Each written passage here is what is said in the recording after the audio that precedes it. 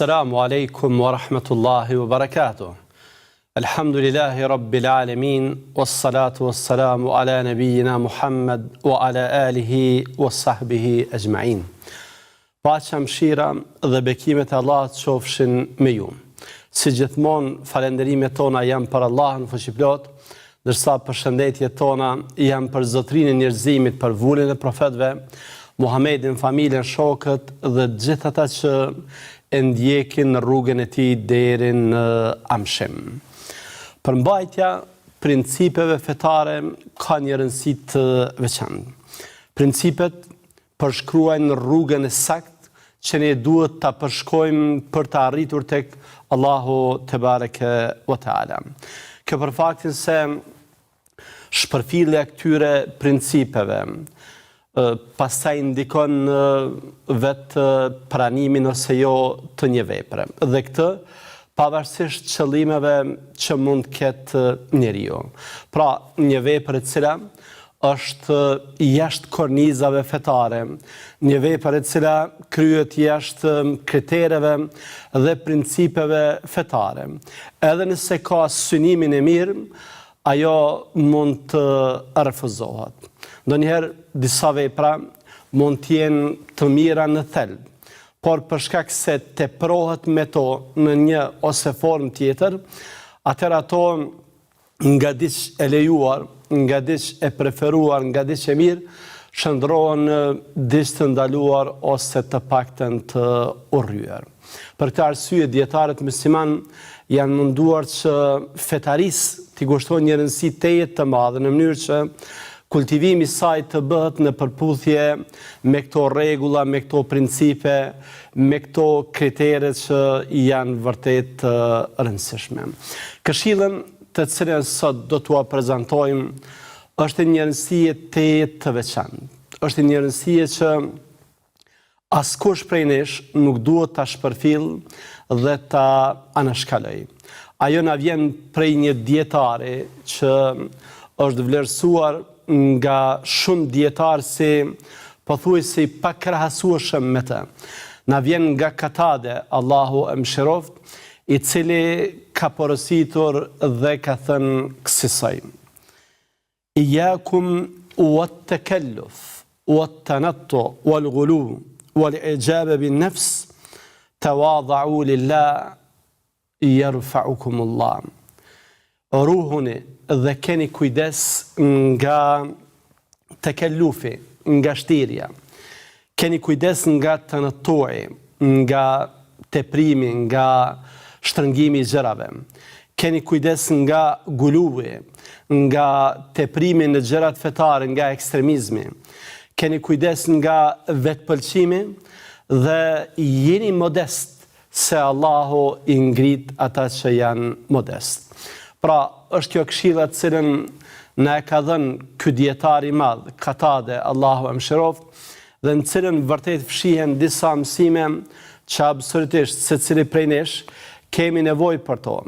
Janë si thua një lloj pasqyre në cilën ne duhet të rishikohemi kohë pas kohe, në mënyrë që gjërat tona, veprimtarinë tonë fetare, fetarinë tonë, ta ndërtojmë mbi bazat shëndosha dhe që të mos lejojmë devijime, lajthitje, shtrembërime, cilat për hir të së vërtetës edhe mund të ndodhin. Para se të kalojmë me shpjegimin e këtyre këshillave, do doja që, siç edhe kemi bërë zakon, të ofrojmë një përmbledhje biografike rreth autorit të këshillave, që të njihemi me të dhe pastaj edhe të bindemi se ato fjalë që ka thënë janë vërtet fjalë prej një njeriu të thirrur, prej një dietari, prej një kompetenti, i cili nëse flet nga dija dhe nëse thot një fjalë, atëherë ne duhet të marrim në konsiderat. Katade vërtet që është një prej dietarëve të mëdhenj. Është dalluar në fushën e Kur'anit dhe jo vetëm. Disa studiues bashkohor, duke marrë parasysh njohuritë e shumta të tij në fushën e Kur'anit, e kanë quajtur si komentuesi enciklopedik i Kur'anit. Emrin e plot e ka Katade bin Diame Sedusi, ka lindur në Basra në vitin 60 sipas hijretit. I përket brezit të tabiinve, pra brezit të dytë pas profetit alayhi salatu wassalam, që siç e dini janë cilësuar se njerëzit më të mirë që shoqëria njerëzore kanë nxjerrë përgjatë gjithë historisë pas profetëve. Është interesante se Katade ka lindur i verbër, por Allahu te bareke ve teala i kishte dhënë një memorie të fortë të atill që merrej shembull për fuqinë memorizuese. Bekr bin Abdullah el-Muzani ka thënë, kush dëshiron që ta shikoj njeriu që ka memorien më të fortë, atëherë le ta shikoj Kataden. Pra është një dëshmi nga ky dietar se Katade vërtet ka qenë i dalluar në këtë aspekt. Këtë gjë ka thënë edhe imami i madh, Imam Ahmed, Allah mëshiroft, ka thënë Katade ka qenë njeriu me kujtesën, me memorien më të fortë në Basra. Qysh i vogël i është përkushtuar kërkimit të dijes. Fati Allahu te bareke ve teala e ka nderuar që të merr dije nga dy breza, nga brezi i sahabeve dhe brezi i tabiinve. Më saktësisht ka marrë hadithe, ka mësuar nga sahabiu nderuar Enes ibn Malik, Allahu qoftë i kënaqur me të. Sigur që ka marrë dije edhe nga dietari i madh Hasan Basriu, Allahu mëshiroft. Tani vetëm keni në konsiderat se çfarë nxënësi, çfarë produkti i madh, çfarë produkti me vlerë mund të del nga një shkollë në të cilën është marrë dije nga dy breza të artë, nga dy dietar të dalluar, nga dy emra absolutisht të pranuar, të dëshmuar, emra të dijes dhe të vlerave. Pra, Katade ka qenë produkt, ka qenë nxënës i dy brezave më të mëdhenj të njerëzimit, i dy dietarëve të dalluar. Dhe përveç tyre ka marrë mësime edhe nga të tjerë. Ka marrë mësime edhe nga Said bin Musayyibi, Allahu e mëshiroft. Madje përmendet nderuar vëllezër se duke qenë tek Saidi, ai kishte bërë vazhdimisht, Katade kishte bërë vazhdimisht pyetje. Dhe sikur ja kishte tërhequr vëmendjen paksa Saidit, prandaj e kishte pyetur nëse i mbante mend të gjitha këto. Katade jo vetëm që i kishte mbajtur mend, por kishte bërë krahasim edhe ndërmjet përgjigjeve që i kishte dhënë Saidi dhe përgjigjeve që kishte marrë më herët nga Hasan Basriu. Kur e kishte parë Saidi këtë, kishte thënë, nuk kam menduar se Allahu te bareke ve teala ka krijuar një njeri të ngjashëm me ty. Pra, je mrekulli e Zotit. Je i papar në fushën e memorjes së fortë, në fushën e kujtesës së fortë.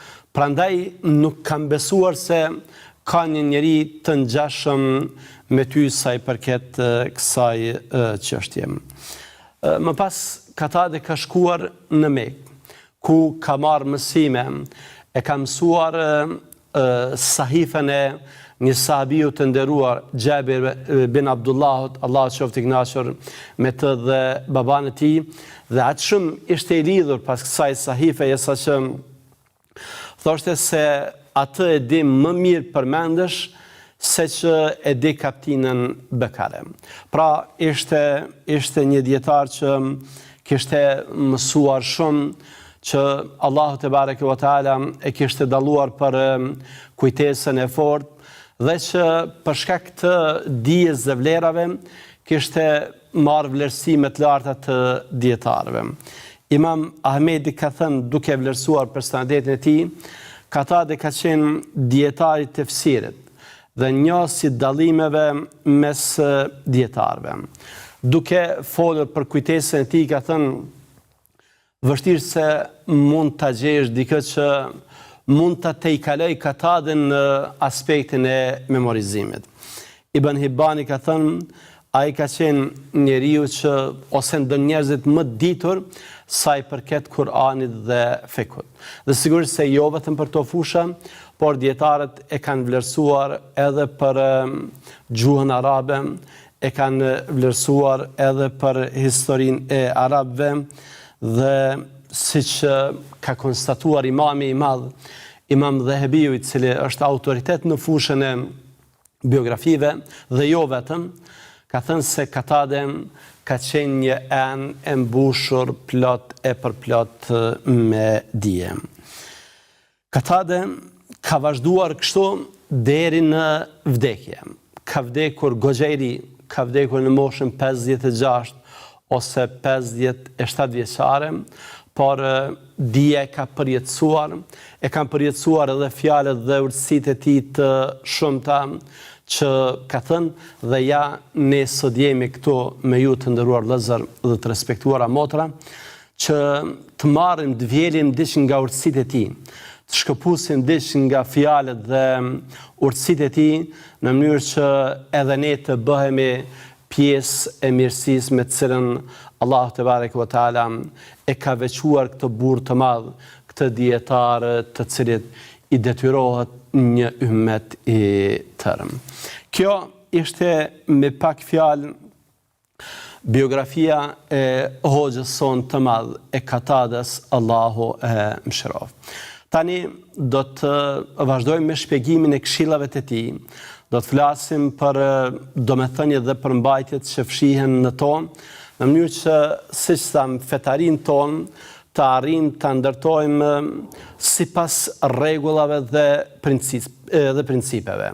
Nga se jo çdo fetari edhe pranohet. Jo çdo mënyrë se si ne e shprehim adhurimin ton për Allahun te bareke ve teala, edhe nëse kemi qëllime të mira pranohet. Prandaj ndjekja e këtyre vijave fetare, ndjekja e udhëzimeve fetare, ndjekja e këshillave fetare ka një rëndësi të pazëvendësueshme, cilën secili prej nesh duhet ta kemi në konsiderat. Të nderuar vëllezër, imami ynë Katade, Allahu mëshiroft, na ka porositur që ne të ruhemi nga tekellufi, nga tanattui dhe guluvi.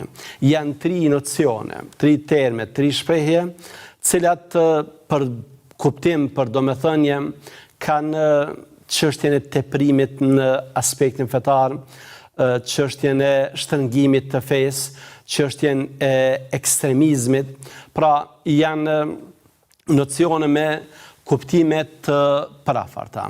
Por ne me lenë Allahu te bareke ve teala do të mundohemi që secilën ta shpjegojmë veç e veç. E para ka të bëjë me tekellufin. Tekellufin në kupton që të shtiresh ashtu siç nuk je në të vërtetë.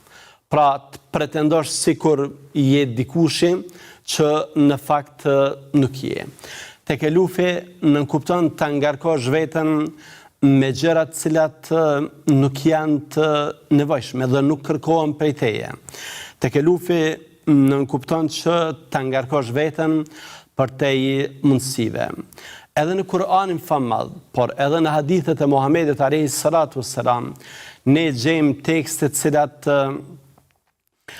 e ndalojnë këtë gjë dhe na ofrojnë në të njëjtën kohë disa shembuj që i konkretizojnë kuptimet e këtyre nocioneve. Allahu te bareke ve teala duke na folur për Muhamedin alayhi salatu wassalam ka thënë kësaj: Kul ma es'alukum alayhi min ajr wa ma ana min al-mutakallifin. Thuaj, on për misionin që jam duke bërë, nuk kërkoj kompenzim nga ju, nuk kërkoj pagesë nga ju. Wa ma ana min al-mutakallifin, dhe un nuk jam pretendues, un nuk shtirem siç nuk jam. Këtë që po e them është e vërteta. Unë po ju flas për Zotin dhe e them të vërtetën. Pra unë kështu si shfaqem edhe jam. Zemahsheriu, një mufesir, Allah mëshiroft, duke komentuar këtë ajet kuranor, ka thënë: unë nuk jam prej atyre që shtiren dhe stolisen me gjëra që nuk ju përkasin. Pra, tekellufi nënkupton që të shfaqesh ashtu siç nuk je. Ta ngarkosh veten me diçka që është përtej mundësive tua. Të bësh atë që nuk është në kapacitetin dhe mundësinë tënde fizike. Dietarët kanë përmendur disa forma, disa mënyra se si manifestohet tekellufi. Pra, kjo shtirja, kjo që për hir të së vërtetës, ky është vetëm kuptim gjuhësor. Ndryshe, përgjatë shembujve, ne siç edhe tham, do të arrijmë që ta konkretizojmë, ta materializojmë kuptimin e këtij nocioni. Dietarët kanë përmendur se shtirje ose tekelluf është kur ti, pa qenë kompetent, merr mundin që përgjigjesh në çështje që thjesht nuk ke njohuri për to. Sahabiu nderuar Abdullah ibn Mesudi, Allah qoftë i kënaqur me të, siç shndron në Sahihun e Buhariut, ka thënë: nëse keni dije për ndonjë gjë, atëherë përgjigjuni. E nëse nuk keni dije, atëherë thuani Allahu e di më së miri. Pastaj ky sahabi nderuar ka përmendur ajetin kuranor që ne veç e lexuam, në cilin Allahu ka thënë: Kul ma es'alukum alayhi min ajr wa ma ana min al-mutakallifin. Thuaj, unë nuk kërkoj prej jush kompenzim material dhe unë nuk jam prej mutekellifineve, pra prej atyre që shtiren. Ibn Mesudi ka thënë: mos jepni përgjigje për gjërat që nuk e dini, nga se Allahu i ka thënë kësaj të dërguarit të tij Muhamedit alayhi salatu wassalam që të shfaqesh ashtu siç je. Nga kjo dietarët kanë ardhur në përfundim se mënyrë imazh i tekellufit është kur përgjigjesh për gjëra që nuk je kompetent. Pra, merr përsipër ato punë, ato gjëra që nuk të përkasin dhe nuk janë për ty.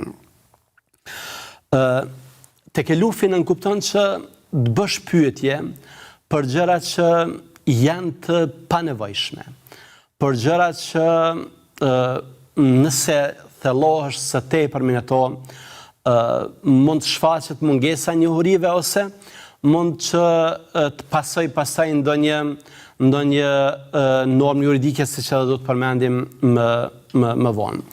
Është përmendur se në një prej udhëtimeve Omeri radiallahu anhu kishte qenë me sahabiun tjetër, me Amrin, Allahu qoftë i kënaqur me të dy, dhe rrugës duke kaluar, Amri e kishte pyetur dikë që kishte pasur një pellg me ujë, nëse në këtë pellg kishin pirë edhe egërsirat.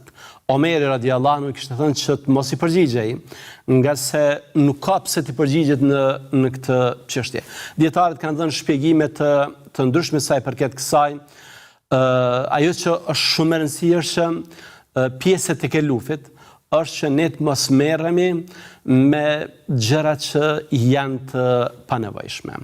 Pjesë e tekellufit është kur ne ndonjëherë dalim edhe jashtë mundësive tona materiale. Për shembull, duam që të presim mysafir dhe duam që mysafirëve t'ju bëjmë një gosi teje të madhe, ndërsa nuk e kemi mundësitë materiale për një gjë të tillë. Në këtë rast, ne ngarkojmë veten me çfarë nuk kemi mundësi dhe siç ka ardhur në hadith të saktë, Omeri, Allahu qoftë i kënaqur me të, ka thënë: nuhina anit tekelluf, neve na është ndaluar tekellufi, pra ta ngarkojmë veten tonë përtej mundësive që kemi. Mënyra më e mirë se si ti mund ta nderosh një mysafir është që ti dhurosh çerë, siç thot populli, ta presësh me fytyrë të qelën, ti ashtrosh atë që thjesht ti e ke mundësi, dhe jo ta ngarkosh veten së tepërmi, se pastaj, siç edhe kam përmendur ndonjëherë, nga kjo bindje se duhet ta bësh më të mirën, duhet bësh shumë për mysafirët, edhe e mbyll derën për ta, dhe kësaj nuk e fton askën, duke menduar se patjetër duhet t'i nderosh me gjërat të çmuara, me gjërat më të shtrejta që ekzistojnë dhe këtë nuk e ke mundësi, dhe kësaj e privon veten nga të mirat të shumta. Pra, atë që e ke, atë u afron mysafirëve, ndryshe nëse ngarkon veten, atëherë kjo llogaritet prej atij tekellufit që është i ndaluar. Pjesë e tekellufit është kur ne e ngarkojmë veten tonë me adhurim përtej mundësive fizike që kemi. Feja, siç ka ardhur në Kur'an famadh dhe në hadithet e Muhamedit alayhis salatu wassalam, nuk nënkupton vështirësi, ngarkim përtej mundësive. Allahu ka thënë la yukellifullahu nafsan illa wus'aha. Allahu vetëm aq sa mund ta duroj një njeri e ngarkon, jo përtej kësaj, po kështu Allahu ka thënë wa ma ja'ala alaykum fi d-din min haraj. Allahu nuk ju ka bërë juve vështirësi në fe. Prandaj ngarkimi i vetës me adhurime përtej mundësive që ke, llogaritet pjesë e tekellufit të ndaluar. Është transmetuar se një ditë pejgamberi alayhis salatu wassalam, për ta konkretizuar më qartë këtë çështje, ka parë në xhami një litar të shtrirë ndërmjet dy trave të xhamisë. Dhe ka pyetur se çfarë është ky litar, i kanë thënë se është litari i Zejnebes, e cila vazhdon të falet në mënyrë vullnetare, në mënyrë nafile, dhe kur e kap lodhja, ajo kapët për litarin në mënyrë që të vazhdoj namazin. Pejgamberi alayhis salatu wassalam ka thënë se kjo është e tepërt dhe dikush prej jush kur të falet në mënyrë vullnetare, atëherë le të falet aq sa ka vullnet dhe energji. E pastaj kur të lodhet, le të ulet për të pushuar. Nga se feja nuk e urdhëron me këtë gjë, feja nuk e urdhëron përtej mundësive fizike dhe kapacitetit fizik që dikush e ka. Ky është kuptimi dhe këta ishin disa shembuj që kanë të bëjnë me tekellufin. Në vazhdim me lejen Allahu te bareke ve teala, ne do të flasim edhe për forma tjera të këtij teprimit në çështjet fetare, të shtrëngimit të çështjeve fetare, të ekstremizmit, por këtë do ta bëjmë pas një pushimi të shkurtër. Qëndroni me ne.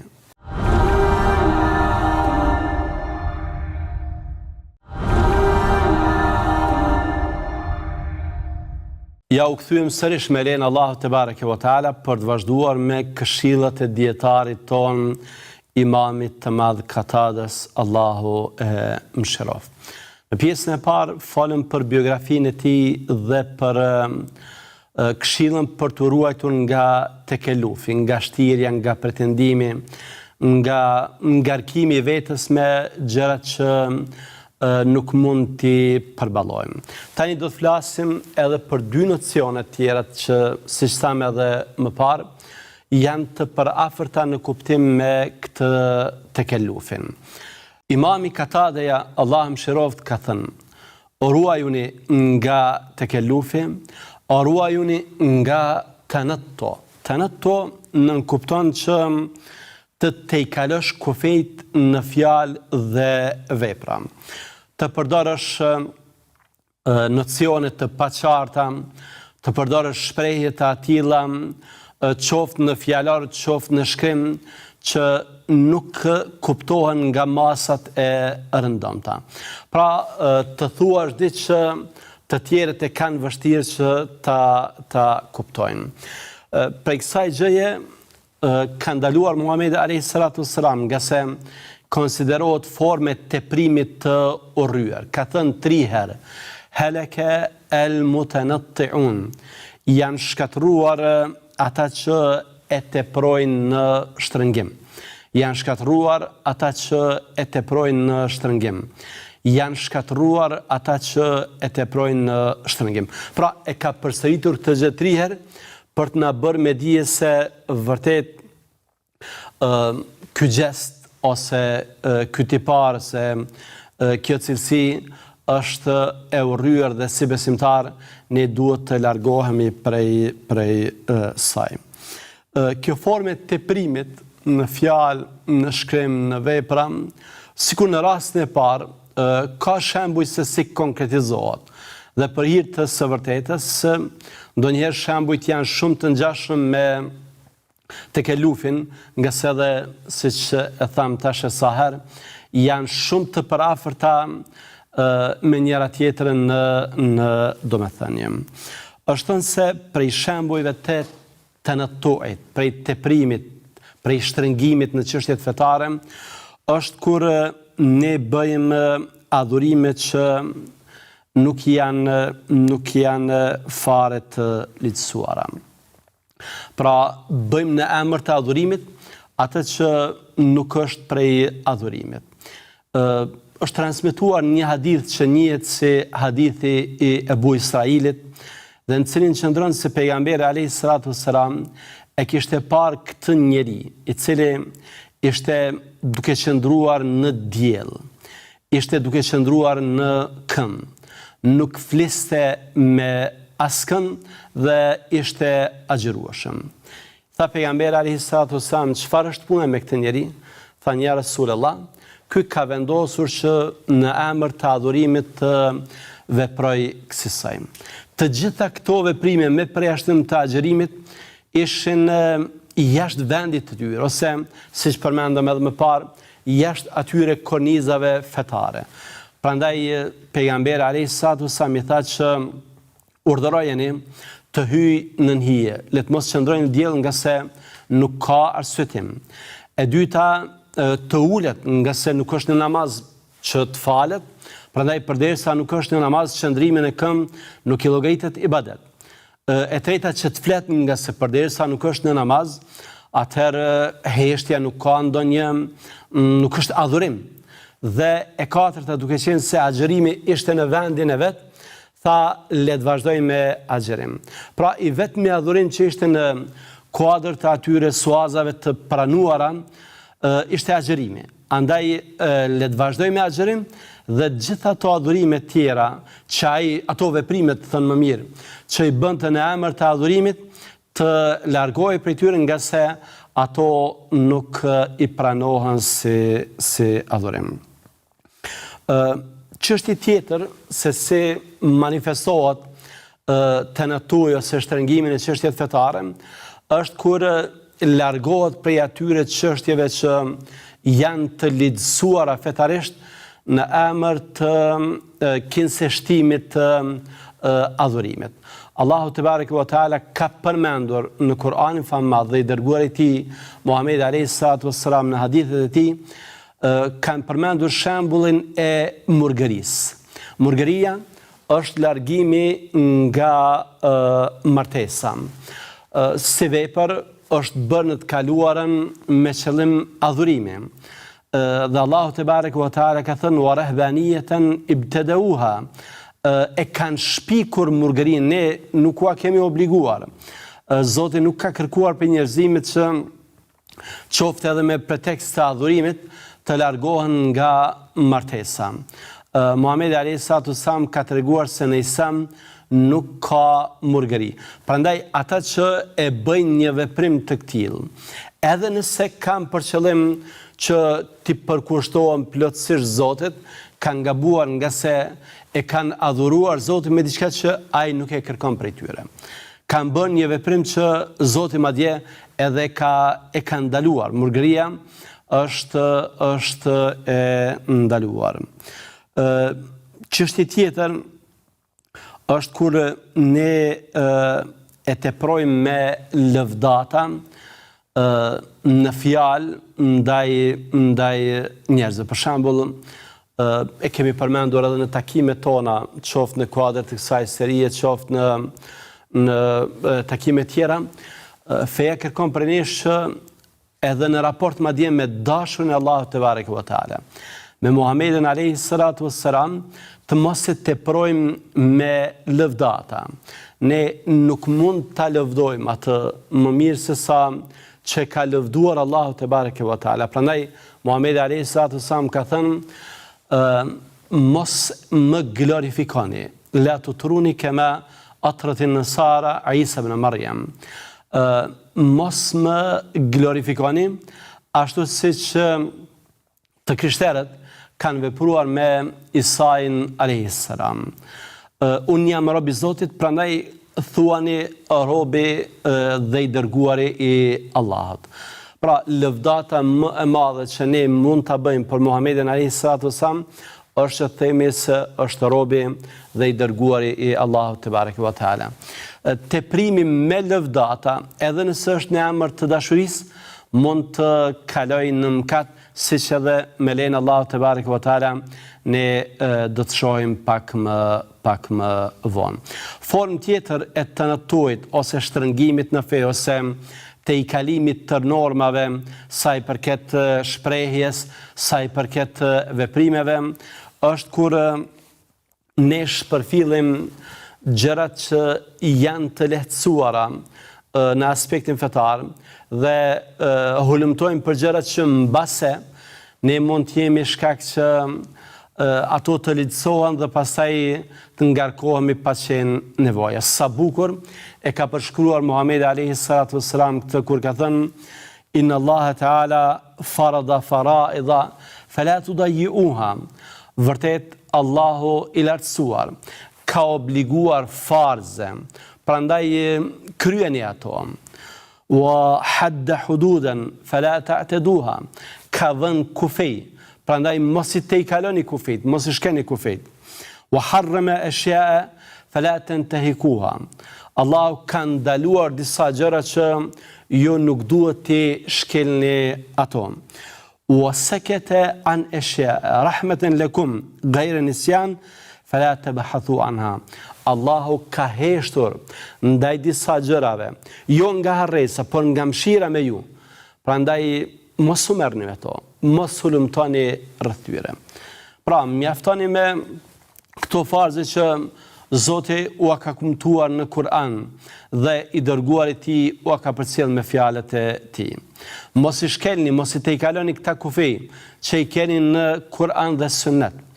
Largohuni nga ato ndalesa që ju janë kumtuar nga i dërguari i Allahut, qoftë nëpërmjet fjalëve të tij, qoftë nëpërmjet Kur'anit.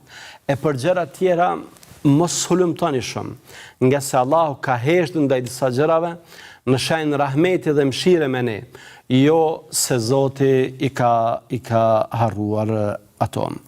Po kështu formë e teprimit ose shtrëngimit të çështjeve fetare është kur ndonjëherë bëhen disa pyetje që absolutisht janë të panevojshme, nuk kanë ndonjë efekt as shpirtëror, as edukativ, nuk lidhet besimi ynë me to, janë thjesht pyetje të panevojshme, pyetje për kuriozitet që nuk është se na duhen. Për shembull, në Kur'anin famad, në kapitullin Kehf, përmendet rrëfimi i djelmoshave të rinj që kanë shkuar dhe për të ruajtur besimin e tyre janë strehuar në një shpellë. Bashkë me ta ka qenë edhe një qen. Dikush pyet se çfarë ngjyre ka pasur ky qen? Ky qen ka qenë kështu ose ka qenë ashtu? Ose dikush pyet për anijen e Nuhut alayhis salam, se prej çfarë druri ka qenë e punuar, se sa kat ka qenë e madhe, pra pyetje që nuk kanë ndonjë rëndësi. Ajo që për ne ka rëndësi dhe ne jemi të thirrur që ta marrim në konsiderat është mësimi që vjen nga këto rrëfime. Nga banorët e shpellës ne mësojmë se për të ruajtur besimin edhe duhet të sakrifikojmë. Nga rrëfimi i Nuhut alayhis salam, ne mësojmë se duhet të përgjigjemi fjalës së Allahut dhe fjalës së dërguarit të tij, në mënyrë që të shpëtojmë, nga se çdo kush që refuzon Allahun dhe dërguarin e tij, çdo kush që refuzon fenë e Allahut, ai njeri do të përfundoj i humbur. Këto ishin disa prej atyre shembujve që e konkretizojnë deri diku kuptimin që ka të nëtoj. Çështje tjetër që neve na ka porositur dietari ynë Katade që të ruhemi prej saj, është edhe çështja e guluit. Guluvi në kupton ekstremizmin, nënkupton shtrëngimin, nënkupton teprimin me gjërat dhe daljen jashtë formave të tyre. Sjelljen e gjërave që Allahu te bareke ve teala nuk i ka lidhsuar.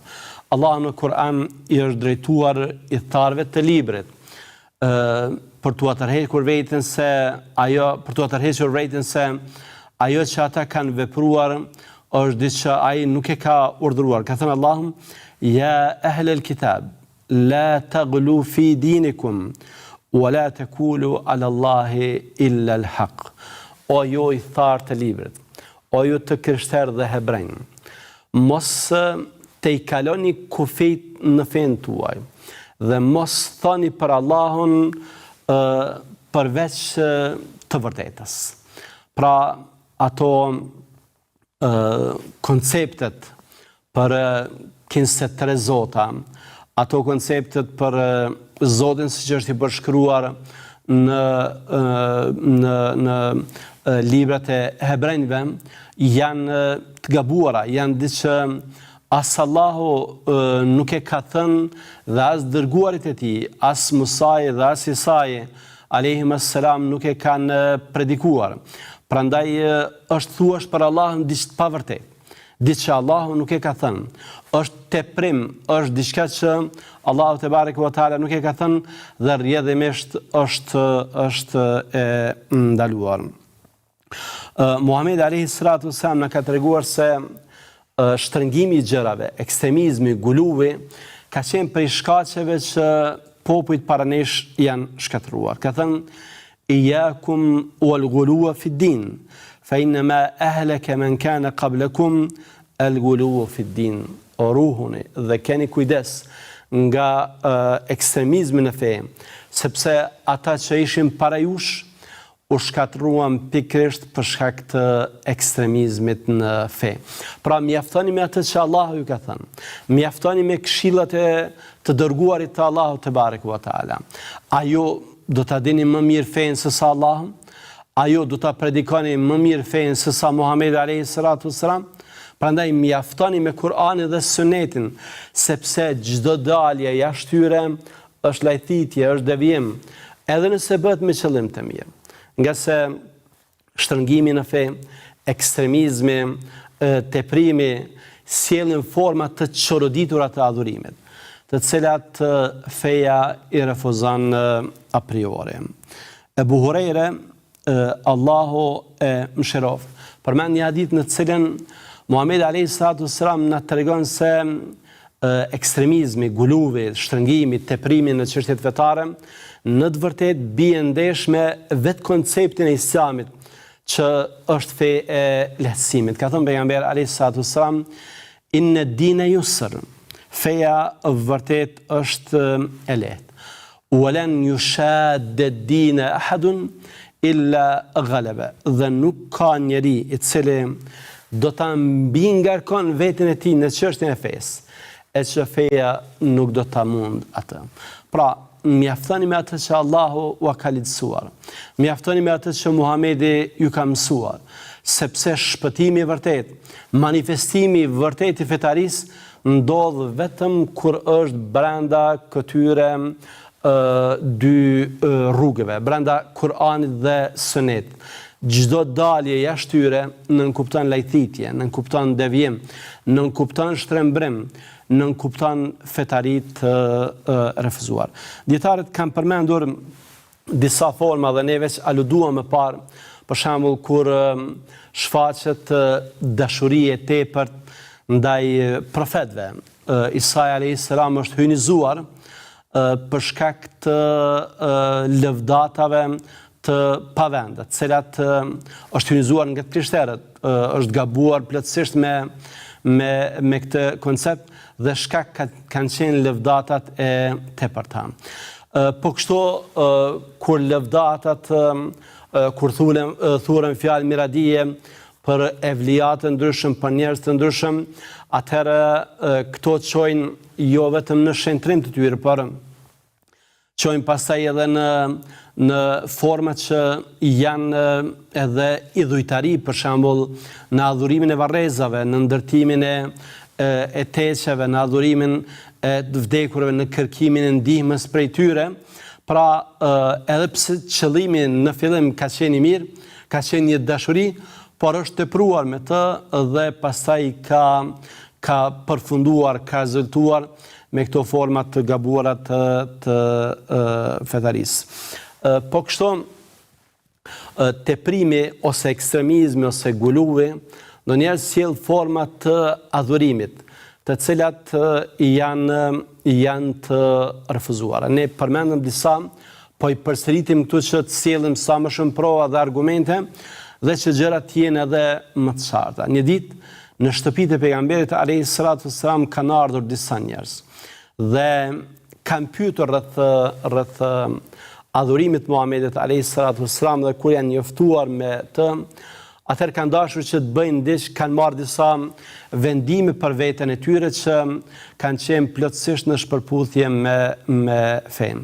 I pari ka thënë se do të kaloj të natën në adhurim, i dyti do të largohet nga gratë, i treti do të agjeroj çdo ditë të vetme. Pra, kanë dashur që të bëjnë disa veprime, disa praktike adhuruese që janë të tepërta, që janë të egzageruara, që janë jashtë rregullave.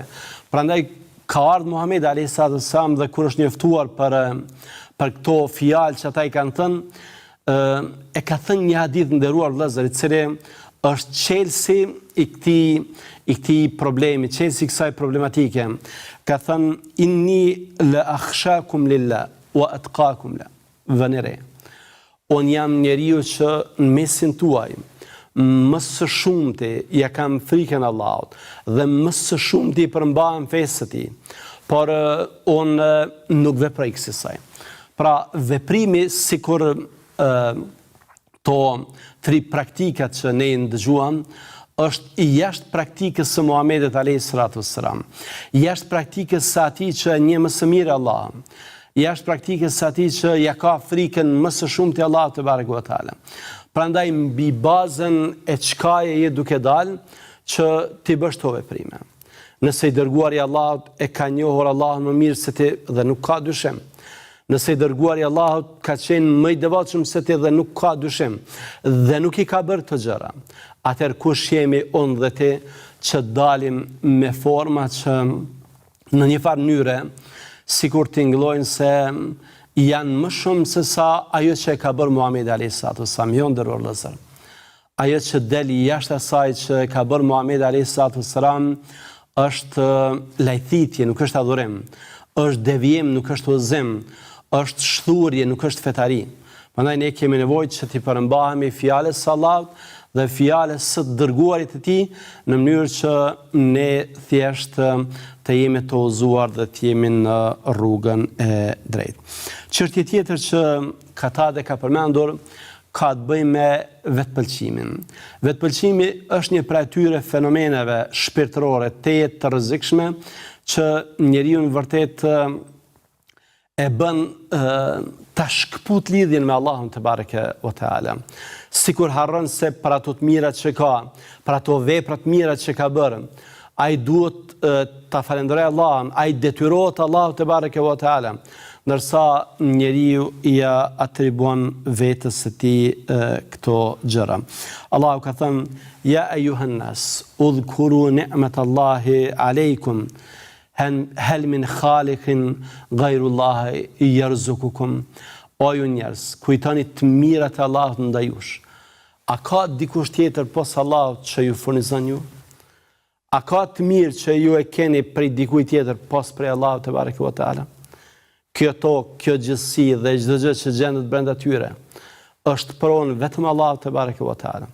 Dhe ne për çdo gjë absolutisht i detyrohemi vetëm Allahut xhallahu ala. Andaj pse kjo arrogancë? Pse kjo krenitësi? Pse kjo vetmashtrim?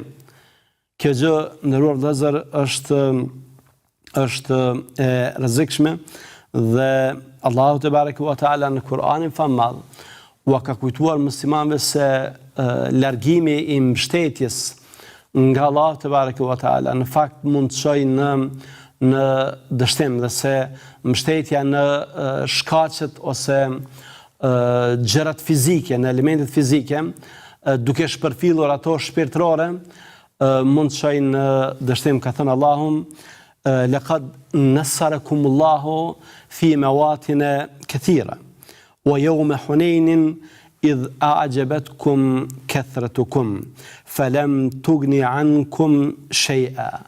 Allahu ju ka ndihmuar juve në vende dhe raste të shumta. Ju ka ndihmuar edhe në ditën e Hunenit, kur ju ishit paksa të mashtruar me numrin tuaj të madh. Pra, ne nuk guxojmë që të mashtrohemi dhe në asnjë rrethon nuk guxojmë ta shohim veten si të panevojshëm për Allahun te bareke ve teala.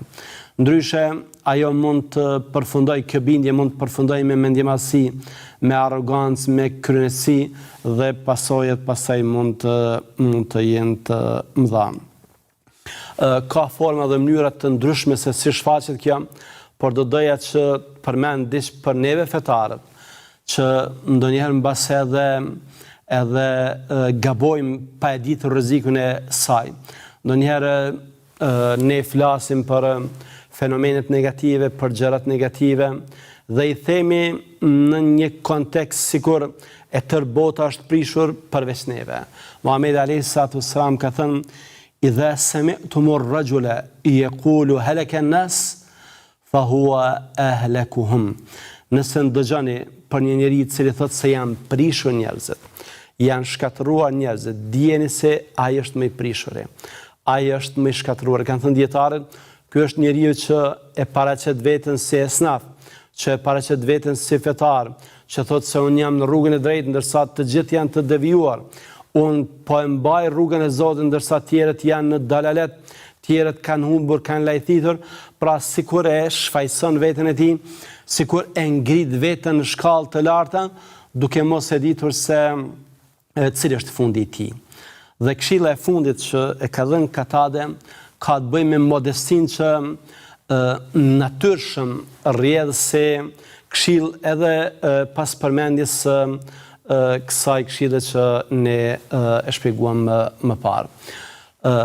Jini modest, Allahu ju ngrit. Kjo është këshilla që ka dhënë Katade. Në Kur'anin famad, Allahu te bareke ve teala ka përmendur se prej cilësive të robërve të Allahut te bareke ve teala është modestia. Wa ibadur rahmani alladhina yamshuna ala al-ardi hauna.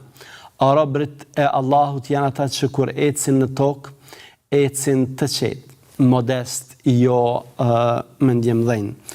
Pejgamberi alayhi salatu wasallam ka thënë: Allahu më ka shpall që ju të jeni modest, në mënyrë që të mos i bëni padrejtësi njëri tjetrit dhe të mos i mburreni njëri tjetrit. Po kështu Muhamedi alayhi salatu wasallam ka thënë: tawadha'u lillah, jeni men tawadha lillah rafa'ahu Allah. Kush është modest për hir të Allahut, Allahu te bareke ve teala ka për ta ngritur atë. Ajo që na intereson, nderuar vëllezër, është se cila është domethënia e modestisë. Çfarë në të vërtetë nënkupton modestia? Modestia nuk nënkupton patjetër anën e jashtme, përkundrazi. Modestia është çështje e brendshme e cila pastaj reflekton. Dietarët kanë thënë se modestia nënkupton që ti nënshtrohesh të vërtetës dhe ta pranosh atë prej kujdo që vjen. Kësi këshillë ka dhënë edhe sahabiu nderuar Abdullah bin Mesudi, Allah qoftë i kënaqur me të, që ka thënë se pranoje të vërtetën pavarësisht se prej kujt vjen. Modestia nënkupton që në njërin anë të shohësh të mirat që Zoti të ka dhënë dhe në anën tjetër ta kritikosh veten tënde për menjohjen dhe falenderimin e pak. Dhe nga kjo, duke parë mirësitë e Allahut në njërin anë dhe duke parë veten si të mangët në falenderim, lind edhe modestia. Modestia nënkupton që ti të merresh me veten tënde dhe të mos të mos përbuzësh të tjerët. Madje, nëse i merr për shembull, ti marrësh në atë mënyrë që ta kritikosh vazhdimisht veten tënde që ta ndërtosh dhe të bësh mirë e më mirë. Këtë për ta kuptuar më qartë e ka thënë njëri prej brezave të parë, Mutarrif bin Abdullah Shekhir, i cili ka thënë nuk ka musliman që unë e takoj e që nuk e shoh më të mirë se sa veten time.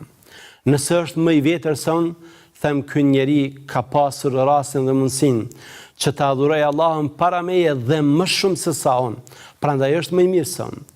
Nëse është më i ri se unë, them ky njeri ka bërë gjunahe më pak se unë. Prandaj është më i mirë se unë.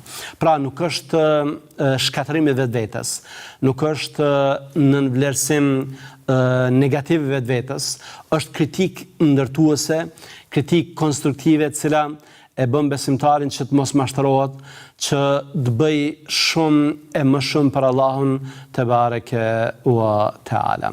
Këto ishin me pak fjalë këshillat që na i ka dhënë dietari ynë Katade, Allahu e mëshiroft, dhe ne, nderuar vëllezër, nëse duam që të kemi një fetari të mirëfill, nëse duam që të ecim të udhëzuar dhe të mos lajthisim, të mos shtrembrojmë rrugën, të mos lakojmë rrugën, atëherë na duhet që t'i përmbahemi Kur'anit dhe Sunetit. Na duhet që t'i përmbahemi mesatarisë. Na duhet që t'i rikthehemi dietarëve, të cilët i kuptojnë çështjet fetare më mirë se sa ne. Dhe na duhet që ne të ikim nga vetmashtrimi, nga vetpëlqimi, nga mendjemallësia. Muhamedi alayhi salatu wassalam ka thënë disa fjalë që vërtet e ofrojnë para nesh me mënyrat më të mira të mundshme të koncepteve për adhurimin. Ka thënë nuk ka njeri që hyn në xhennet me veprat e tij. Than as ti i dërguari i Allahut, tha as unë përveç nëse Allahu më mëshiron. Pra edhe i dërguari i Allahut ka nevojë për mëshirën dhe faljen e Allahut te bareke ve teala. E ku jemi ne? Kjo është e para. E dyta, kur Muhamedi alayhi salatu wasalam falej shumë, angazhohej shumë, e adhuronte Allahun shumë, dikush i tha, pse po vepron kësaj kur Allahu t'i ka falë mëkatet? Muhamedi alayhi salatu wasalam tha, atëherë nëse Allahu më ka falë, atë mos jam unë rob falendërues? Pra, nderuar vëllezër, porosia dhe këshilla ime së pari për veten time, e pastaj për gjithë ju, është ta ndiejmë veten absolutisht të nevojshëm për Allahun dhe këtë çdo herë. Dhe e dyta, sa më shumë që të bëjmë vepra të mira, të mos mashtrohemi, por të marrim shkas që ta falenderojmë Allahun që na ka bekuar për adhurim, që na ka dhënë të mira të shumta që vërtet edhe sikur kur të mos e çonim kokën nga sejdëja, nuk do të mund që ta shprehnim me njohjen që Allahu e meriton. Allahun e lutim që për gabime dhe lëshime, Allahu na fal, Allahu na përforcoj në rrugën e drejtë, Allahu na bëj prej atyre që janë të udhëzuar, prej atyre që janë të lidhur me Allahun te bareke ve teala, prej atyre që kërkojnë ndihmën dhe faljen e tij çdo herë. Allahun e lutim që dita jonë më e mira të jetë dita kur do të takojmë atë. Assalamu alaikum wa rahmatullahi wa barakatuh.